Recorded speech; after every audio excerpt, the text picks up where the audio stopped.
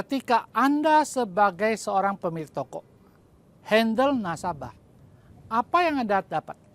Ketika seseorang nasabah closing sebuah cases, ya, Anda akan dapat namanya komisi.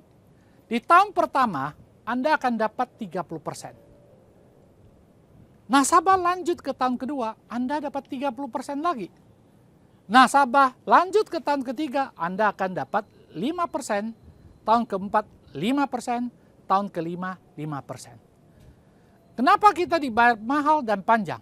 Karena supaya kita tetap bertahan di bisnis ini dan bisa layani nasabah seumur hidup.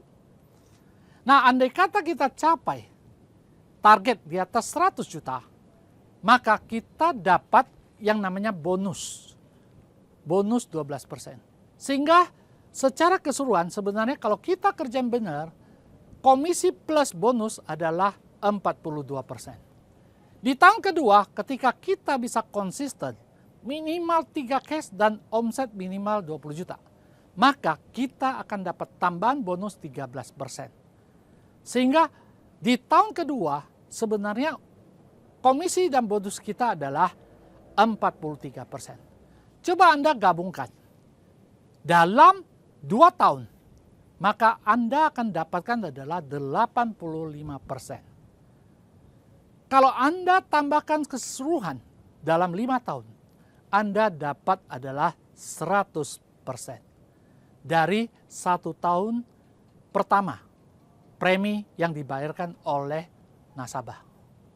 Luar biasa bukan? Supaya Anda bisa lebih detail pahami bagaimana seseorang bisa dapatkan komisi. Saya pakai contoh adalah jika Anda mempunyai seorang nasabah berusia 50 tahun, membuka sebuah polis untuk proteksi warisan sebesar 10 miliar. Berapa premi yang harus dibayar? Untuk proteksi 1 miliar, maka premi yang harus dibayar adalah 2,5 juta. Untuk dapatkan uang pertanggungan 10 miliar, maka premi yang harus dibayar adalah 25 juta per bulan atau 300 juta per tahun. So, apa yang terjadi? Dalam perjalanan, misalnya ketika polis sudah issued, beliau sehat-sehat aja. Polis issued, kemudian dalam waktu 2 minggu ke depan, ternyata sial-sial kena namanya COVID. Dan ternyata meninggal di waktu-waktu berikutnya. Walaupun dia cuma bayar 1 bulan premi, maka yang namanya uang pertanggungan 10 miliar, klaimnya keluar. Bagaimana kalau dalam perjalanan, walaupun hanya dalam 1 bulan, ternyata beliau meninggal karena kecelakaan yang murni, bukan karena faktor kesengajaan. Maka 10 miliar juga keluar. Bagaimana kalau 3 bulan ke atas, ternyata beliau meninggal, bukan karena penyakit bawaan, tapi satu penyakit yang baru ketahuan, penyakit kritis yang memenuhi syarat polis. Berarti dia baru bayar 3 bulan, maka 10M juga keluar. Inilah yang namanya transfer resiko, di mana beliau mempunyai keinginan punya 10 miliar dengan mentransfer resiko per bulan sebesar 25 juta untuk 10 miliar.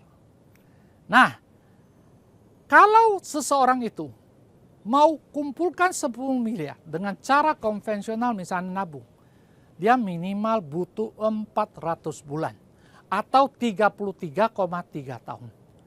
Lama sekali bukan? Nah, dengan konsep transfer risiko, dia bisa ciptakan 1 miliar atau 10 miliar itu hanya sekejap. Inilah indahnya industri proteksi. Ya. Nah, sekarang pertanyaannya berikut adalah, berapa sih komisi dari seorang agent? Simple.